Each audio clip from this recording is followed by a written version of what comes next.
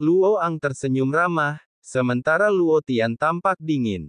Ia melangkah maju, lalu tubuhnya berubah menjadi pelangi panjang dan langsung menuju blokade pusaran kehampaan. Wajah Luo Ang dan yang lainnya berubah dan mereka langsung menghindar. Pelangi yang dilukis oleh Dong Luo Tian. Dengan kecepatan yang tinggi ia menghantam keras blokade besar di mata banyak orang. Suara tumpul itu bergema di kehampaan, menyebabkan riak-riak seperti air muncul di mana-mana. Namun, blokade itu tidak langsung hancur. Sebaliknya, blokade itu membentuk kekuatan penyeimbang dengan Luo Tian dan tidak terpental. Tinjunya membawa kekuatan luar biasa untuk melawan nyawa musuh. Kekuatan antagonis yang dibentuk oleh keduanya begitu mengejutkan sehingga mata semua orang terbelalak. Mereka semua ingin melihat apakah orang yang tiba-tiba ini dapat menerobos blokade sendirian. Lagi pula, mereka yang bisa datang ke daerah misterius itu pasti kuat sekali. Tidak ada yang lemah di sini. Setidaknya mereka semua adalah kaisar abadi. Munculnya wilayah misterius tersebut akan membuat banyak orang kuat yang bersembunyi di sensi memilih untuk merebut peruntungan lainnya. Belum lagi godaan terbesarnya adalah munculnya kekuatan asli. Kekuatan asli jiwa kekosongan pasti akan menyebabkan berbagai pihak berlomba-lomba memperebutkan efeknya. Meskipun Xiao Yan masih belum sepenuhnya mengerti. Namun, dilihat dari jiwa virtual yang dimilikinya, itu pasti kekuatan asli dengan kemampuan mengendalikan ruang. Jika kita dapat bepergian melintasi ruang angkasa, kita dapat mempersingkat waktu, atau bergerak cepat, atau bahkan seketika. Kemampuan seperti itu tidak mengherankan, menarik banyak orang kuat untuk muncul. Kekuatan orang ini jelas hanya seperti dewa abadi, tetapi tipe kedua sebenarnya memiliki kekuatan yang begitu kuat, yang sama sekali tidak sesuai dengan kekuatannya sendiri. Kekuatan ofensif semacam ini mungkin hanya dimiliki oleh orang kuat tingkat ketiga. Orang tua di belakangnya bahkan lebih misterius. Kedua orang ini tidak boleh terprovokasi. Sebaiknya kita menjauh dari mereka agar tidak terluka. Namun, dia terlalu percaya diri. Meskipun dia memiliki kekuatan tempur yang luar biasa, dia tidak dapat menghancurkan blokade itu sendirian. Namun hal itu sama sekali tidak mudah. Gemuruh. Pada saat ini, banyak sosok di meteorit sedang menyaksikan kejadian itu, siap untuk pergi kapan saja. Jika mereka berhasil menerobos, tidak akan terlambat bagi mereka untuk pindah nanti.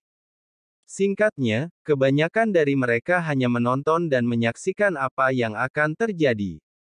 Saat mereka beradu, sebuah lingkaran cahaya muncul di depan tinju Luo Tian, dan kekuatannya tiba-tiba meningkat. Namun stabilitas blokade masih belum menunjukkan tanda-tanda akan mengendur. Gigi Luo Tian sangatlah penting. Jika dia menyerah saat ini, bukankah dia akan langsung kehilangan muka setelah bersikap begitu mendominasi tadi? Mata Luo Tian menunjukkan tekad. Dia bertekad untuk menerobos blokade. Muridnya meminta bantuan gurunya. Cao Qing tiba-tiba berkata di belakangku, jika kau membantuku, aku akan kabur dari rumah. Luo Tian mengomel. Kau memang murid yang baik bagi gurumu. Kegigihan dan ketekunan seperti ini adalah kualitas terbaik yang perlu dipupuk. Cao Qing berdiri dengan tangan di belakang punggungnya, tersenyum cerah. Tampaknya di matanya, Luo Tian patuh dan tampan. Terlebih lagi, dia memiliki tingkat pemahaman yang tinggi dan merupakan muridnya yang sempurna. Di bawah pemboman terus-menerus, blokade itu tidak lagi dapat bergerak, dan kemudian kekuatan yang sangat kuat meletus, menghancurkan lingkaran cahaya, tinju Luo Tian, dan tubuhnya segera terguncang kembali. Pak Tua, tinjuku hanya cukup kuat untukmu.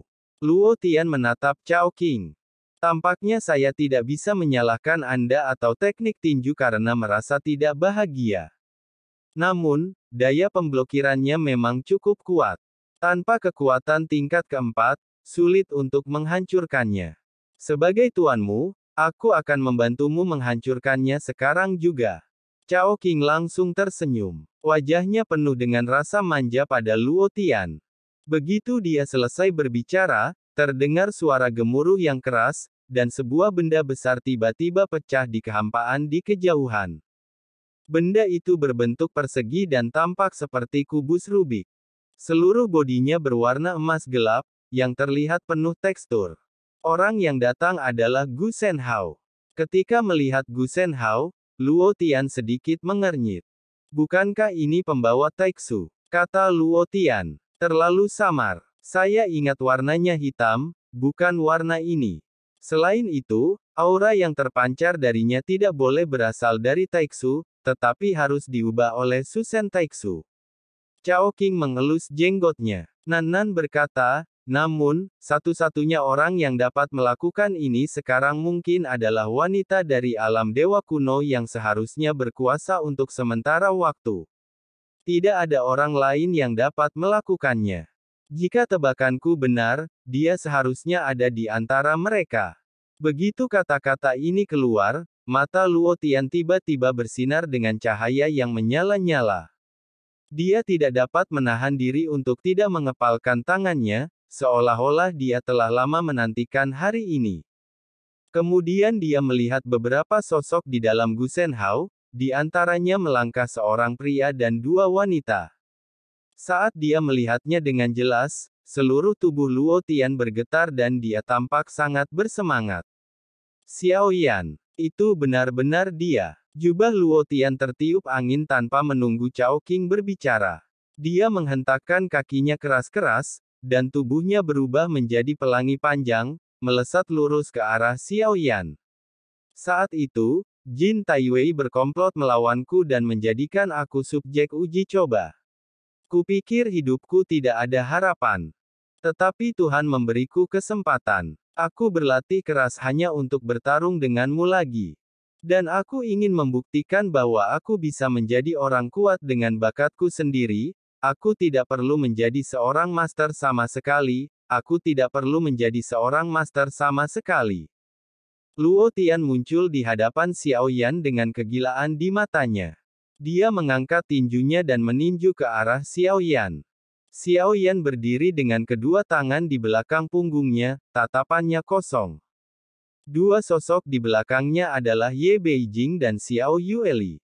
Mereka hanya ingin keluar untuk melihat situasi spesifik, tetapi mereka tidak menyangka bahwa musuh akan tiba-tiba menyerang. Tinjunya bersiul dan membentuk lingkaran cahaya. Jika diperhatikan lebih seksama, lingkaran cahaya itu berkilauan dengan tanda-tanda misterius. Itulah mengapa kekuatannya begitu menakjubkan. Mengapa Xiao Yan menunjukkan niat untuk mengambil tindakan. Bahkan Ye Beijing dan Xiao Yuli cukup tenang. Saat Luo Tian muncul, tinjunya hendak mengenainya, namun tiba-tiba sebuah sosok muncul dan meninju tanpa persiapan apapun. Kedua tinju itu langsung bertabrakan. Lingkaran cahaya Luo Tian terus bergetar, dan sosok yang muncul di depannya memiliki bintang-bintang yang berkelap-kelip di matanya, dan ada 9 segel bintang yang berkelebat di antara alisnya. Orang yang bertarung melawan Luo Tian adalah klon jiwa Xiao Yan. Dengan suara keras, lingkaran cahaya Luo Tian hancur. Tubuhnya langsung jatuh ke belakang, dan Chao Qing segera muncul dan menyeimbangkan tubuhnya. Wah! Muridku ingin bertarung denganmu dan membuat klonmu mundur. Chao Qing tiba-tiba berbicara. Xiao Yan hanya mengangkat kepalanya dan menatap kedua sosok itu. Setelah melihat Chao Qing, mata Xiao Yan sedikit menyipit. Berdasarkan kepribadiannya, Chao Qing adalah seniornya dan dia seharusnya menangkupkan tangannya dan membungkuk. Namun sekarang, apa yang dia katakan kepadanya membuat Xiao Yan merasa tidak senang.